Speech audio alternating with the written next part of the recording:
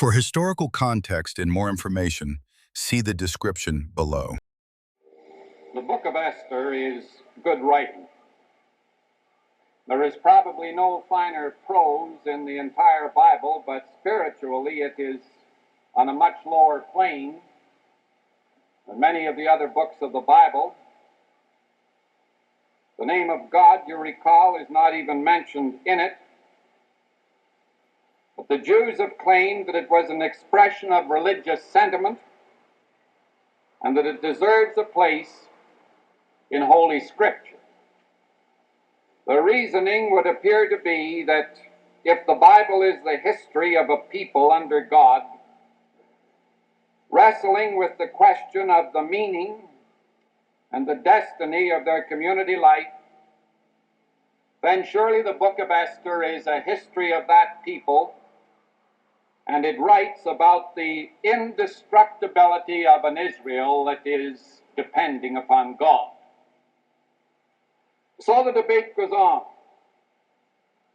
But regardless of whether or not we feel that it should have a place in Holy Scriptures, it is an intriguing story. I know of one instance where a camp leader at a campfire one evening told this story, putting in fictitious names, and at the end they were asking him where did he get it, and were very much embarrassed to realize that it was a book of the Bible, and that they'd been going to church school for years and had never found it. It's a story of a beautiful young Jewess named Esther. She was chosen by King Xerxes to be his queen. The king knew nothing about her Jewish origin, for Mordecai had forbidden her to speak of it. The story goes on to a number of exciting episodes that had to do with this secret and the struggle of the Jewish people for survival. And in the course of it, there was one night when the king was unable to sleep, and he asked that the annals of the kingdom be brought to him and read in his presence. In it was a narrative that was an attempt on the king's life, which had been baffled by Mordecai. The king had known nothing of the plot. He knew very little of Mordecai. But he resolved that some kind of honor should be given to this man who had been successful in saving the life of his king.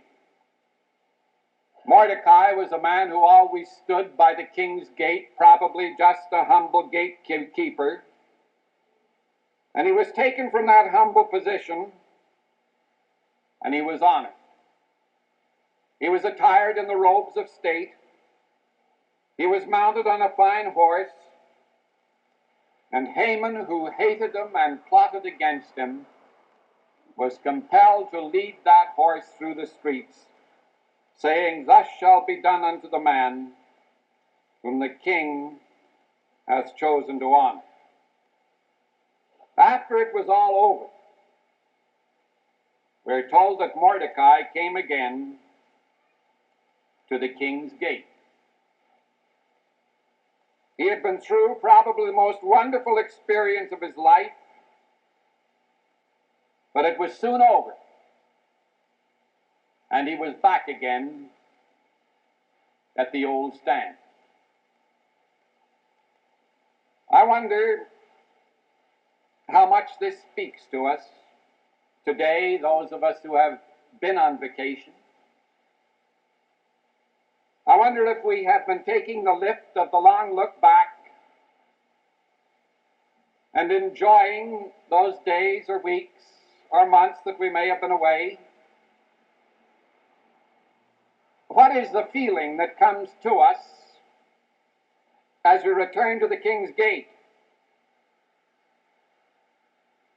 Some people, of course, don't get a great deal out of such an affair as a vacation. They've never learned how to get the rhythm of withdrawal and return that Toynbee talked about in his study of history. They never get the most out of leaving the King's Gate, and they never get the most out of coming back to it again. From the time they go away, they start counting the days when they'll be back on the job. They spend all year looking forward to the time when they're going to go away, and they get maps and they get plans for vacations for next summer. And then they no sooner get on the trip than they begin to count the days and begin to worry over the fact that it will soon be over. In the name of the Lord Jesus Christ, who took time to go away into the mountains or the other side of the lake, took time sometimes just to go out and have a walk as his vacation, it might be well for us to think for a few moments in this matter of returning to the gates. This matter of taking in stride the time away and returning with joy and with expectancy and with faith for great things ahead. In the first place, it is necessary to get away, isn't it? They say, so far as ministers are concerned, that it's the wrong emphasis to say that the ministers need a rest from the people. Much more important is the fact that the people need rests from their ministers. But we do need to get away. W.H. Davies was writing for this busy time of all of us when he said, "What is this life of full of care? We have no time to stand and stare. No time to stand beneath the boughs and stare as long as sheep and cows. No time to see in broad daylight streams full of stars, like stars at night. A poor life this, if full of care, we have no time to stand and stare." Well, a good many of us don't have very much of it, do we, once we do get back to the King's Gate? And that's why we need time to look at it and see what's happening in our lives anyway. One older gentleman this summer that I have known for over 20 years is now up in his 80s. And he said, "I wish along the way I'd been a little more conscious of what was happening. It has only been the last 5 years or so that I've really had time to look at my life. And some of it, if I'd taken a little time out in the midst of it, I would have lived differently." Well, I imagine a good many can say it. Emerson once said that the walls of the mind's chambers are covered with scribbling, which need but the bringing of a candle to render them intelligible. There are scribblings in the mind that just don't become intelligible until we've a little time to step back and look at them. There are some things that we may never see with true interpretation until we look at them from a distance. Until we get away from what somebody has called the clutter of the trivia. Good words. The clutter of the trivia. In a much less complicated day than this, Jesus found time to read the scribblings in his mind and to gain perspective. It's so easy, you see, to become the disorganized echo of crowd opinion and not to do any real thinking for oneself. It's said that Leonardo da Vinci had taken such pains in the painting of that Last Supper, and every detail he had tried to work out but to bring it to a central object or subject. You know that he had made many travels attempting to find the individuals that would play the part of Peter and and Judas and of Andrew and of Philip in the Last Supper. And when it was finished, he asked some of his friends to come and examine it and to make their comments. And one of those friends said, "Leonardo, I have never seen anything like it. This is a masterpiece of masterpieces. And for me, the most significant thing in this entire painting is the superb treatment that you have given to the chalice on the table." And with one sweep of the brush, Leonardo da Vinci wiped out that chalice. He said, "If that's the thing that you see first, I have failed." Everything was to point not to the chalice, but to the master's face. Well, you see, this is the problem of all of us, to make sure that the most important thing is coming through. To make sure that if we do come to the place where we're living into our 80s, we can look back and we can see where we have taken stock along the way and where we have made some adjustments if need be. Remember that Archbishop Temple suggested that the world is like a shop into which a prankster has climbed and he has put the wrong labels on the various objects that are on the window. The cheap price tags are put on the valuable things, the valuable price tags on the other. And we have to take and stop a look now and then, just asking whether or not the right tags are in the right places. Sometimes with Jesus it means the mountain. Sometimes it means the other side of the lake. Sometimes it means the seashore. Sometimes, please God, it just means going home for a bit and knowing that we live in a home that is restful. Interesting, isn't it, that in that last period of his life, when Jesus wanted strength for what was ahead, he went to a humble home in Bethany. And there he sat down and he chatted and he visited and he found rest.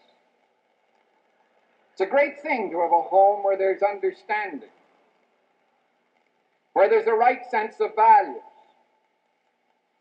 a haven from the blight of busyness. It's not in all of them. Oh, we sometimes blame the women folk in the houses because of it. Florence Crowther, remember it was a woman who said this, not I.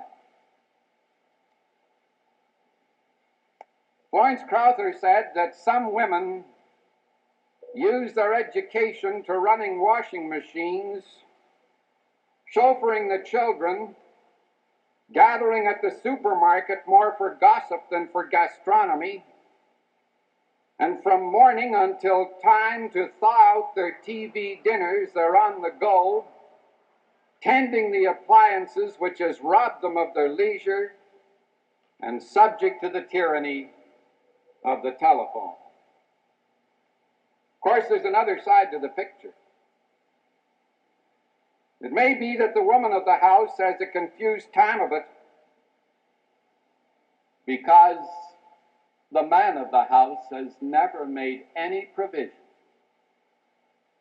for her to get away from the gates. Never a chance to rest, that she might gather unto herself what he expects of his home. But let's go on. It's not just enough to go away and to get this exhilaration. I think it's tremendously important when a person comes back to the gates to take some stock, to look back and to ask oneself, how much have I retained? It's so easy to forget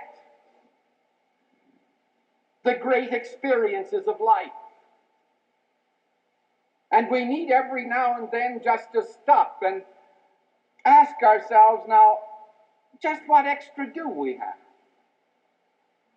Can't you see Mordecai, after he'd been honored by the king, going back and taking his position by the gate again?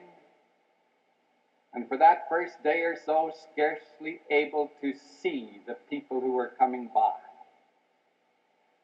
Still wrapped up in this thing which had happened to him. We know it's good practice. One, you see, can tell a great deal about a person by noting what he remembers from a vacation. You ever think of that?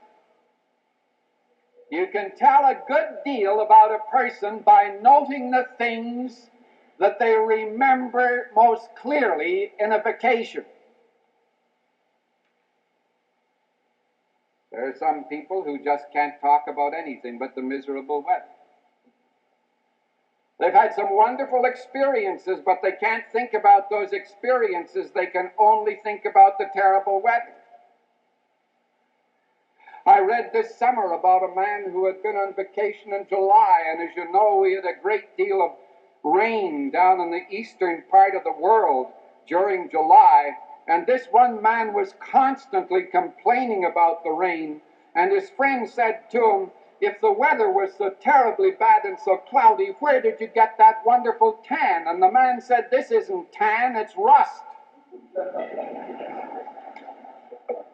He just wouldn't make any concession, you see, to the fact that there might have been some joy. He just wouldn't make any concession to the fact that God might have been good to him in spite of his complaint. What a wonderful thing in the midst of all this to have a person talk about some new people he met during the summer, some new friendships that were made, about one evening standing by a lake or by an ocean or watching the rolling of the waves. And then if it were one of those times when the clouds weren't too thick to look up at the moon, and to think that men have walked on that. And then to ask yourself, does this make God smaller? Or is he great? And you find yourself looking at the moon, and you find yourself looking at the heavens. And the first thing you know, you find yourself looking within.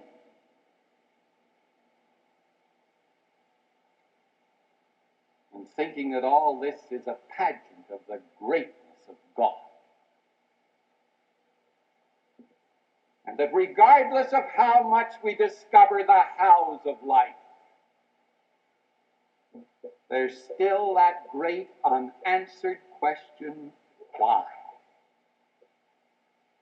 That comes to us demanding prayer, closeness to God, worship, understanding, and faith. Well, it does. It says a good deal about our lives and our souls. What are the things that we remember best when we come back to the gate? Then, too, regardless of how important our reflections in the past may be, our main thrust must never be back there. It has to be with the present and with the future. Jesus never took these little trips that he took to the lake and the mountains as ends in themselves. This was merely an end, a means to an end of making him a better man for the work that he had to do. We are not here to play, to dream, to drift. We've hard work to do, and we have loads to lift. There are times when a little playing, a little dreaming, a little drifting, these are all good. But they should never come to the place where they are the foundation of the lives we live, the job we're trying to do in life. This should be that. And if any of us have come to the place in our work where it's a dread and it's a torment to come back to it again, we would better have a long talk with God about that job. No job is worth a nervous breakdown. No job is worth holding on to if it's a trouble and it's a heartache. And I still believe in the opportunities that there are in these United States of America, that almost regardless of a person's age, if he feels that way about his position, get out of it and find something where you'll feel yourself living to the glory of God and enjoying what God has given to you. It should be the main end of life. Remember that place in the book of Acts where the little band of followers were met with Jesus previous to his being taken away? Thought of it a few years ago up on the Mount of Olives, the Mount of Ascension. Very soon, two men stood by them and said, "Ye men of Galilee, why stand ye gazing up into heaven?" And we're told in the next verse that they returned unto Jerusalem from the mount called Olivet. From that gloriously rich experience, they went back into the needs of the city of Jerusalem. From that experience, they moved into Pentecost and all of the glory that came with it. From that experience came the great foundation of the church that was laid in Pentecost. All of that was the place of dreams, the dreams that would inspire the action in Jerusalem. There's so much to be done as we come back to our Jerusalem, as we take up our stand at the gates, if you will. So many needs. These are days of crisis. They shout at us from our campuses, from our slum areas. They shout at us from our homes. They shout at us from empty church pews. They shout at us in the pagan teachings that are not going to be argued down, but they have to be lived down. Grant us the will to fashion as we feel. Grant us the strength to labor as we know. Grant us the purpose ribbed and edged with steel to strike the blow. Knowledge we ask not, knowledge thou hast lent. But Lord, the will, there lies our bitter need. Give us to build above the deep intent the deed. The deed. It's important to remember that the church is going through a dark period. And 12 months, 8 months, 10 months, 3 months, so much can happen in it.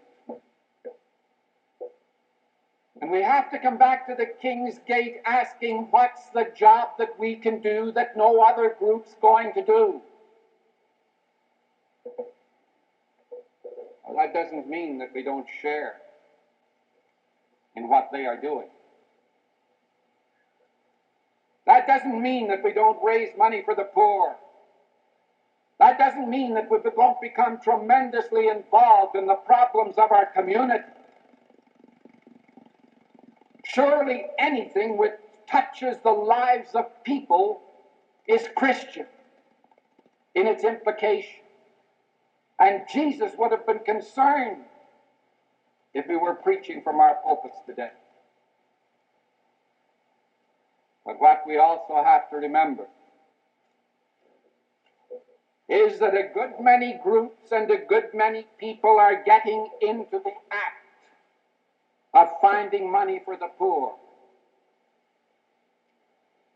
We, with the synagogues and religious institutions, are the distinctive institutions that adds the ingredient of spiritual power and insight and richness and inspiration. It's the church that in these days must never forget that its main responsibility is through everything else to keep pointing people to God. If we've lost that, we've lost. This past summer I saw again a man from my former church who, when I was in that church, was a young man in the service. He came through 2 years of fighting in the Pacific. He was wounded once. He's a successful businessman now. And I reminded him, and he reminded me of some of the letters that we used to write to each other.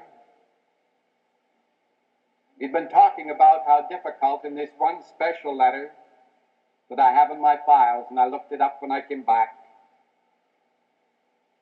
talking about how difficult it was to hold on to the values when a war is being fought. The things that were helping him in the midst of the struggle. And after about 4 pages of longhand, and that was a long letter for a soldier in the Pacific, he concluded with the quote, "Enough of words, lest my actions lag too sadly to the rear. As I've said so many times before, I fear words go dancing lightly down the road, stopping now and then to look over its shoulder and see practice plodding along way behind." I imagine that's a pretty good place to stop one's first sermon, lest words get too far out in advance. But it's good to be back again with all of you at the King's Gate. Amen. This morning's worship service emanated from Shadyside Presbyterian Church in Pittsburgh. Ministers of the church are the Reverend Dr. Howard C. Scharfe, the Reverend Dr. James R. Spear, and the Reverend J. Wayne Hanratty. Organist and choir director, Russell G. Wickman. Today's sermon by Dr. Scharfe was titled, "Returning to the Gates." Your comments on these services are invited. Listen next Sunday at 11 o'clock for the regular worship service from Shadyside Presbyterian Church, Amberson Avenue and Westminster Place in Pittsburgh, Pennsylvania. Listeners are invited to send contributions to the radio ministry and benevolences of the Shadyside Presbyterian Church.